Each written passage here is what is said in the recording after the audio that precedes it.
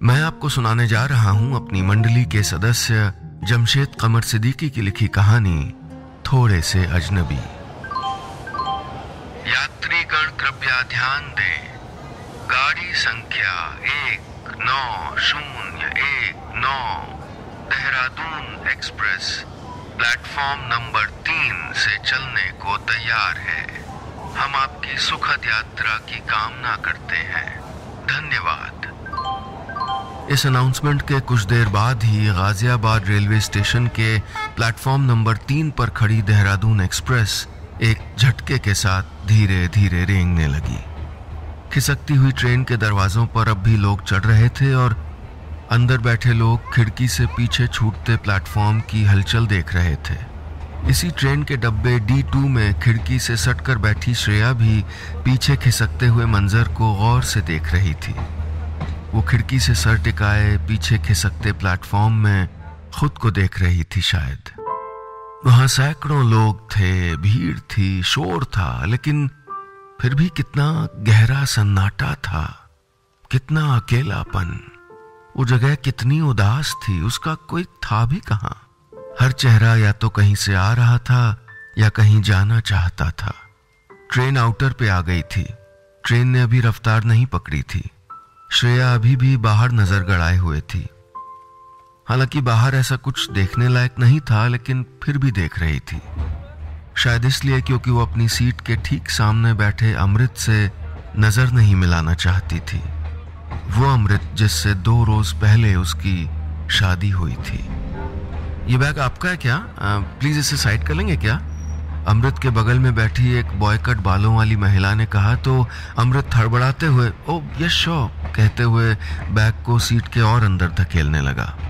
श्रेया उस बैग को गौर से देख रही थी। खिलौनों, चॉकलेट्स और सॉफ्ट टॉयज से भरा वो बैग जिसे अमृत बीती रात से कई बार खोलकर चेक कर चुका था, थोड़ा भारी हो गया था।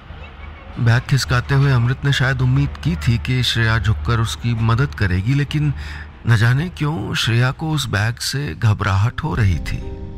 यही बैग तो उसका इम्तिहान लेने वाला था। बेटा ये D2 है कि D3? कंधे पर एक बैग लटकाए और एक हाथ से ट्रॉली बैग का हैंडल थामे एक बुजुर्ग शख्स ने तकरीबन हांफते हुए वहां के लोगों की तरफ सवाल उछाला। अखबार में डूबे हुए अमृत ने सर उठाकर इशारा करते हुए कहा, ये D2 है, D3 इधर पड़ेगा आगे। ओह अच्छा, थैंक यू बेटा। कहते हुए वो आगे बढ़े तो अमृत जवाब में मुस्कुरा दिया। ये मुस्कुराहट बहुत अजनबी थी श्रेया के लिए। शायद 3 दिनों में पहली बार वो मुस्कुराया था। श्रेया भी मुस्कुराना चाहती थी लेकिन नहीं मुस्कुरा पाई। जब कोशिश करती तो उसकी नजर अपने बाएं हाथ की उस उंगली पर पड़ जाती जहां एक पुरानी अंगूठी का निशान बाकी था। ऐसा धंसा हुआ निशान जैसे लंबे अरसे तक पहनी हुई अंगूठी उतारने के बाद बन जाता है। दूसरे हाथ से वो उस धंसे हुए निशान को छूने लगी।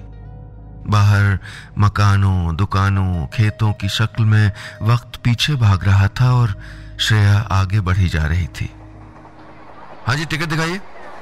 काले कोट और सफेद पतलून पर स्पोर्ट शूज पहने हुए एक टीटी ने वहां आकर कहा तो अमृत ने झिझकते हुए श्रेया से कहा, वो आई थिंक टिकट का SMS आपके फोन में होगा। श्रेया ने हड़बड़ाते हुए कहा, ओ हाँ 1 मिनट, और अपने नए हैंडबैग जो मासी ने शादी के तोहफे के तौर पे दिया था उससे फोन निकालकर कुछ बटन दबाए और टीटी की तरफ बढ़ा दिया। अमृत टीटी की तरफ तब तक देखता रहा जब तक उसने अपने चार्ट में टिक लगाकर फोन वापस नहीं कर दिया। टीटी के जाने के बाद वो दोनों खामोशी के गहरे समंदर के 2 किनारों पर एक बार फिर खड़े हो गए, शायद अगले वक्त के इंतजार में। श्रेया और अमृत की शादी 2 रोज पहले गाजियाबाद के इंदिरापुरम के एक छोटे से बैंक्वेट हॉल में हुई थी, बेहद मुख्तसर अंदाज में। शादी में सिर्फ दोनों के खास रिश्तेदार ही शामिल हुए थे। 30-35 लोगों की शिरकत में श्रेया और अमृत ने फेरे लिए थे। दूसरी शादी में ज्यादा शोर शराबा, तड़क भड़क उन्हें अच्छी नहीं लगी थी। हाँ, अमृत और श्रेया दोनों की ये दूसरी शादी थी।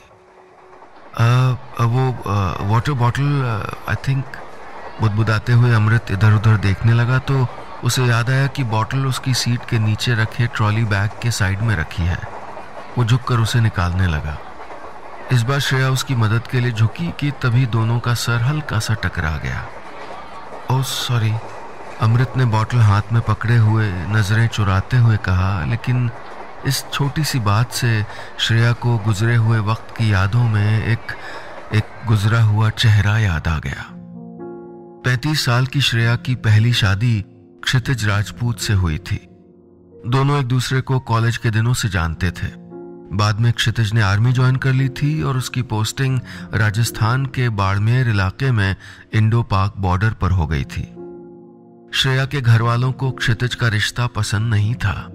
वो नहीं चाहते थे कि उनकी बेटी अपने शौहर के आने के इंतजार में ही आधी जिंदगी गुजार दे, लेकिन श्रेया को क्षितिज के अलावा जिंदगी में कोई और कबूल ही नहीं था। जमाने से लड़ गई थी वो, माँ से, बाबूजी से, रिश्तेदारों से, सबसे। सबने हार कर आखिरकार उनकी शादी के लिए हाँ कर दी थी। कत्थई आंखों और दिलकश मुस्कुराहट वाले क्षितिज की शख्सियत बहुत दिलचस्प थी। उसकी आवाज में रौब भी था और अपनापन भी। वो भी श्रेया को बहुत चाहता था। शादी के बाद उन दोनों को लगता था जैसे जिंदगी ने मुस्कुराकर बाहें फैला दी हों। कोई हसरत बाकी नहीं थी, हर खुशी उनके दामन में थी। नोएडा के अपने छोटे से मकान में क्षितिज श्रेया की गोद में सर रख देता और वो उसे नॉवल पढ़कर सुनाती। दोनों किचन में साथ साथ चाय पकौड़े बनाते, देर रात को आइसक्रीम खाने निकल जाते, एक दूसरे के साथ शरारत करते। वो दोनों जिंदगी से जो कुछ चाहते थे उन्हें वो सब कुछ इस रिश्ते की शक्ल में मिल गया था। हाँ, ये और बात थी कि क्षितिज के पास वक्त की हमेशा कमी रहती थी। उसकी ड्यूटी ही ऐसी थी कि छुट्टी मिलना आसान नहीं होता था। वो एक फौजी जरूर था, लेकिन श्रेया की एक मुस्कुराहट के लिए कभी गायक बन जाता था तो कभी शायर। शादी के बाद जब वो फोन पर उसको छुट्टी अप्रूव न होने की खबर सुनाता तो श्रेया नाराज हो जाती थी और फिर वो उसको कभी गाना गा के मनाता तो कभी टूटी फूटी शायरी सुनाकर। श्रेया खूब हंसती और उसका गम और गुस्सा काफूर हो जाता था। 3-4 महीने के बाद जब आता था तो श्रेया की जिंदगी में जैसे बहार आ जाती थी, लेकिन कैलेंडर पर उसके वापस जाने की तारीख देखकर उदास हो जाती थी। वापस जाना न क्षितिज के लिए आसान होता था न श्रेया के लिए, लेकिन जाना तो मजबूरी थी। जब वो उसे रेलवे स्टेशन पर नम आंखों से छोड़ने जाती थी तो वो तब तक उसके साथ ट्रेन के बाहर खड़ा रहता था जब तक ट्रेन चलने न लगे। फिर ट्रेन का हॉर्न बजता था और दोनों के दिल की धड़कनें बढ़ जाती थीं। दोनों अगली मुलाकात तक के लिए आखिरी बार एक दूसरे के गले लग जाते थे।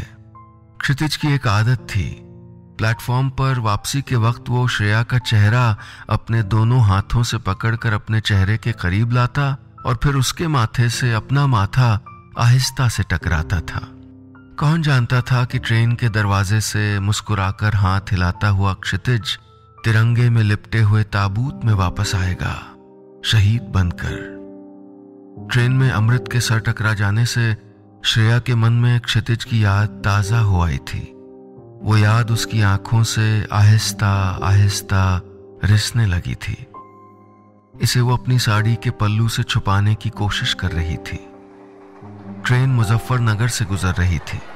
खिड़की से देखने पर कई खेतों की कतार में सबसे आखिरी खेत के पीछे जमीन और आसमान मिल रहे थे।